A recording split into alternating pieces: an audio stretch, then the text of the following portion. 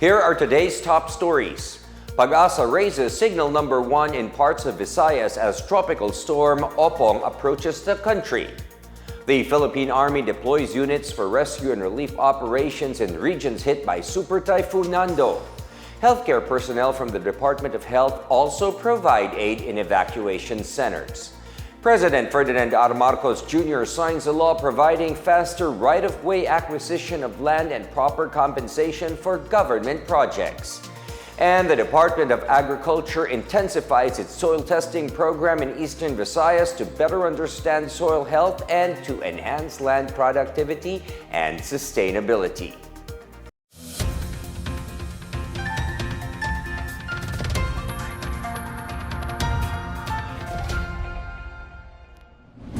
This is the Pna Headlines. I am William Theo.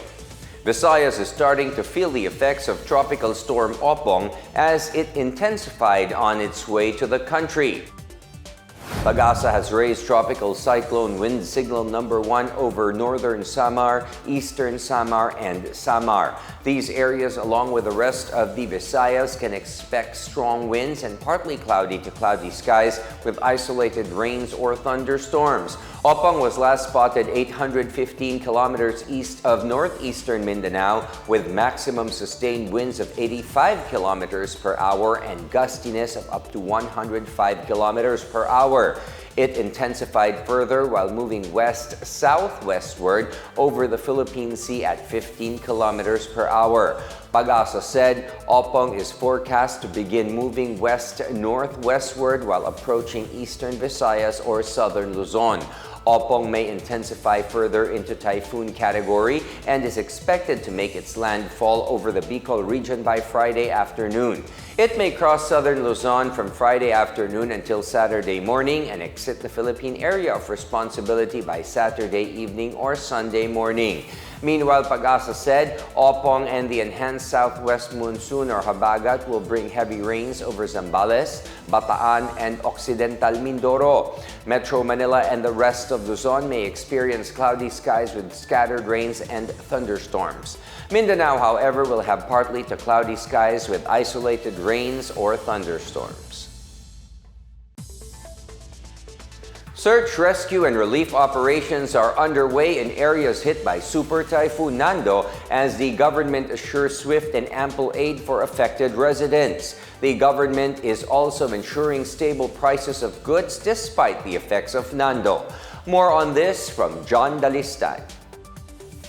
Government agencies are on the move to provide aid to residents in areas hit by Super Typhoon Nando. In northern Luzon, 81 personnel from the Philippine Army are conducting rescue and relief operation in the coastal towns of Maconacan, Divilacan, and Palanan in Isabela, San Fernando City in La Union, Santa Ana in Cagayan, Laganilang in Abra, and Baguio City. 21 personnel are also taking part in relief operations across the Ilocos region, Cagayan Valley, and the Cordillera Administrative Region. Some 4,909 soldiers and reservists are likewise ready for the deployment to various regions if needed. Army spokesperson Colonel Louis De Maala said their humanitarian assistance and disaster relief teams are committed to deliver swift and coordinated disaster response, especially as Tropical Storm Opong threatens to hit the country this week. In Cagayan Valley, the Department of Health or DOH is providing free medicines and medical consultation in evacuation centers after Super Typhoon Nando made landfall in Panuitan Island, Calayan, Cagayan. DOH personnel are also conducting nutrition assessment for children, blood pressure monitoring, first aid services, and distribution of drinking water. In a Facebook post, the DOH reported that over 17,000 individuals remain in 286 evacuation centers in the region. Meanwhile, the Department of Agriculture is monitoring local markets to ensure effects of Super Typhoon Nando do not affect retail prices. DA spokesperson Assistant Secretary Arnel de Mesa said transport of agricultural products coming from the north is unhampered, thus the sudden price surges are expected. Retail rice prices are also unlikely to fluctuate given the stable supply of palay. However, vegetable prices may change within 2 weeks due to production loss, especially in highland vegetable from Benguet and Nueva Vizcaya. Meantime, DA regional field offices began validating damage to agriculture in Northeast and Northwest Luzon. The DA assured recovery aid for affected farmers in the form of seedlings and loans. For the PNA Headlines, I am John Dalistan. In other news, President Ferdinand R. Marcos Jr. has signed a law to speed up land acquisition for government infrastructure projects while ensuring proper compensation to affected landowners and their families.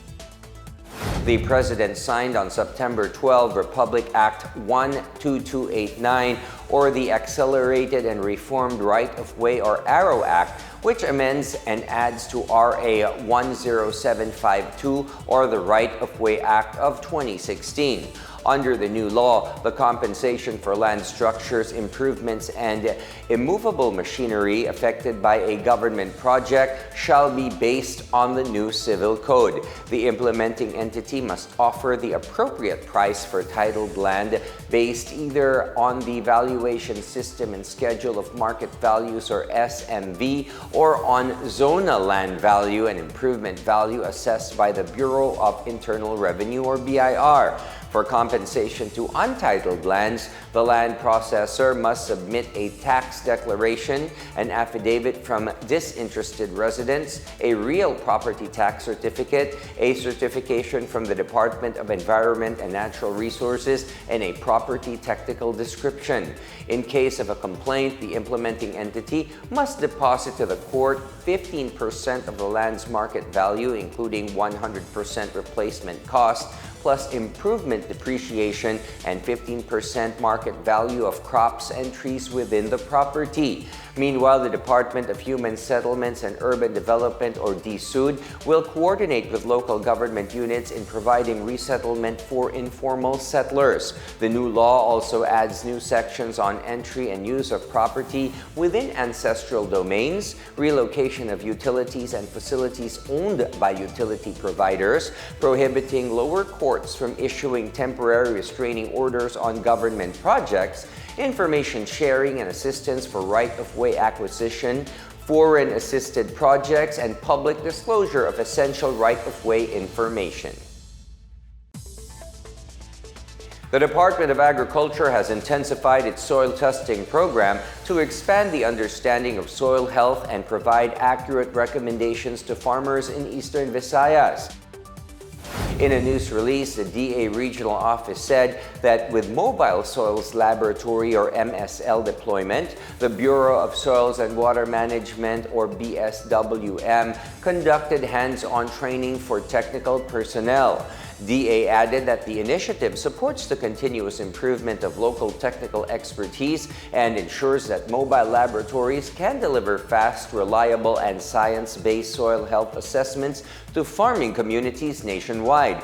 The BSWM launched the first ever MSL in Eastern Visayas on September 3 as part of nationwide program to provide on-site soil testing and real-time results directly to farmers. DA highlighted the project's goal to help farmers make more informed decisions that will lead to healthier soil and increased crop yields. Eastern Visayas is predominantly an agricultural region in terms of land area, wherein 45% of its total land area is devoted to agricultural production.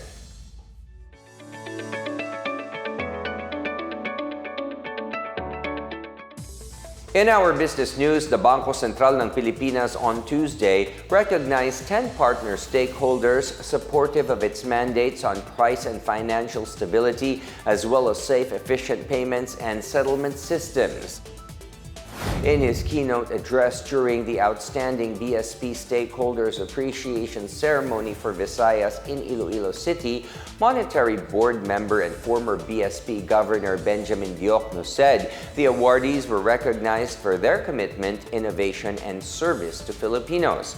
The awardees included Card Bank Incorporated, Rojas Branch, Land Bank of the Philippines Dumaguete and Tacloban branches, Cash Operation Unit of LBP Iloilo, and the Rojas and Cebu Fuente Osmeña Center branches of Metropolitan Bank and Trust Company for the BSP supervised financial institutions.